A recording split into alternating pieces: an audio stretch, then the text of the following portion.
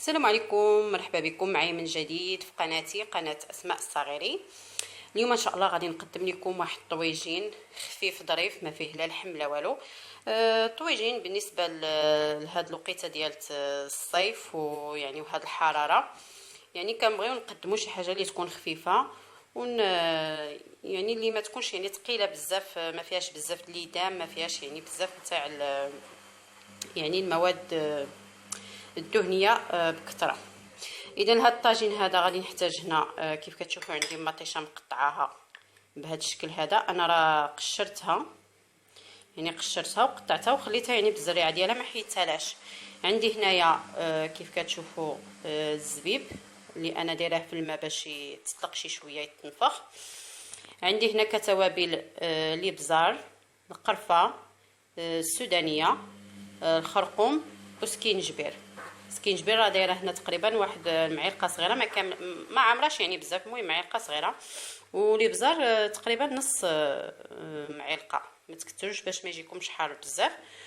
وزائد غنضيفوا السودانيه، اللي ما بغاش ما يديرهاش. انا السودانيه عزيزه عليا وكنبغيها بزاف بزاف، داكشي علاش تنبغي نديرها بزاف.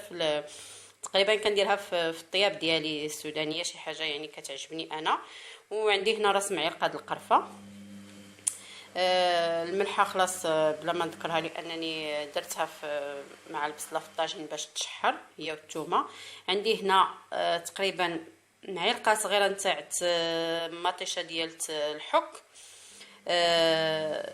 ما عامراش، يعني غير شويه. هاد المطيشه كتلبي لنا الطاجين، لان الطاجين كيف كنعرفوا حنا الا درنا له الماء بزاف بالتالي ما كيشربش. وبما ان مطيشه الحك كتكون متوفره فيها واحد النسبه ديال التنشا، فهي كتساعد الطاجين على انه كيجي ملبي. وعندي هنا مطيشه محكوكه حبه وحده حكيتها. وعندي هنا كذلك للتزيين شويه نتاع المعدنوس وهذوك الفلفلات ماشي للتزيين صراحه الفلفله كتعجبني بزاف انا الحاره، غادي نديرها باش حتى هي من بين الخضر اللي غادي يطيب بها الطاجين بطبيعه الحال. يعني صدقوني هاد الطاجين راه كيجي شي حاجه اللي رائعه. فانا ما كنتش يعني غادي نصور، وقلت علاش لا نشارك معكم يعني هاد الطويجين هذا باش تشوفوا يعني الانسان كيحير بالنسبه للصيف، راه كنحيروا اننا شنو نديروا لان الصهد والحراره وداكشي بنادم كيحير شنو غيدير. بخلاف يعني الشتاء راه باين كدير يعني ضروري من القطنيه، ضروري من المرقه، ضروري من الرفيسه، ضروري من شي حاجه اللي يعني كتكون سخونه. اما الصيف كنبغيو شي حاجه اللي هكا تكون شويه خفيفه.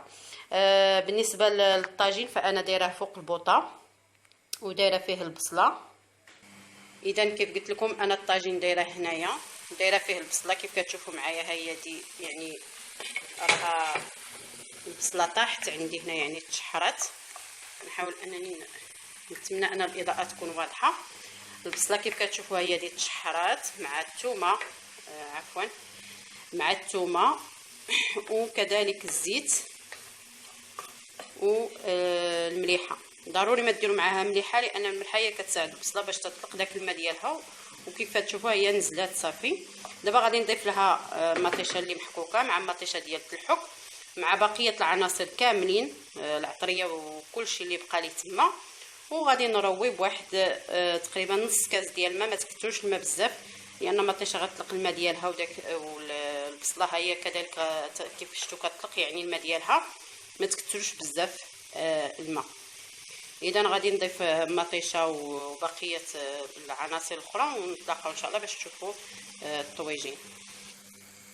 اذا هنا باش ما تفوتكم حتى شي مرحله في الطاجين، انا ضفت هنا كيف كتشوفوا التوابل وضفت المطيشه المحكوكه ديك الحبه اللي حكيت، وضفت كذلك المطيشه تاع الحك او الطماطم المصبره، وحركت هكا كيف كتشوفوا انا حركتهم كاملين.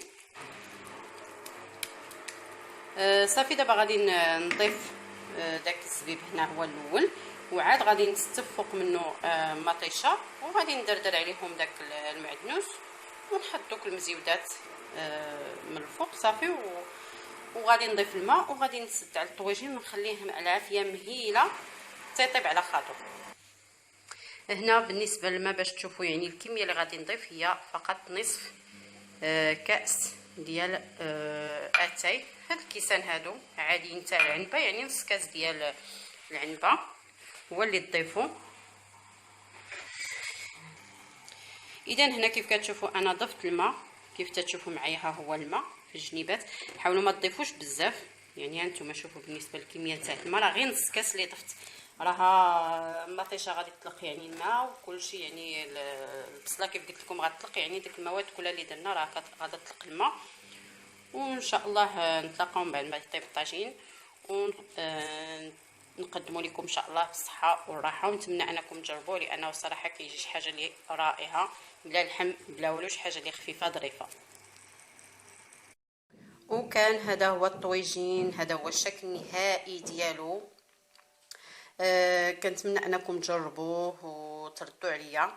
الاشاره فقط منين ديروا يعني الخضيره في اخر مرحله، يعني من تستفوا الخضره وتساليو، ديروا شويه المليحه من الفوق، لان الملحه ما كتكونش يعني مع كتبقى درت يعني في البصله درت غير شويه ما كثرتش بزاف، وبالتالي ملي كنحط يعني كيف قلت لكم عفوا بالنسبه للملحه اللي درت في البصله في الاول يعني كانت قليله ماشي بزاف.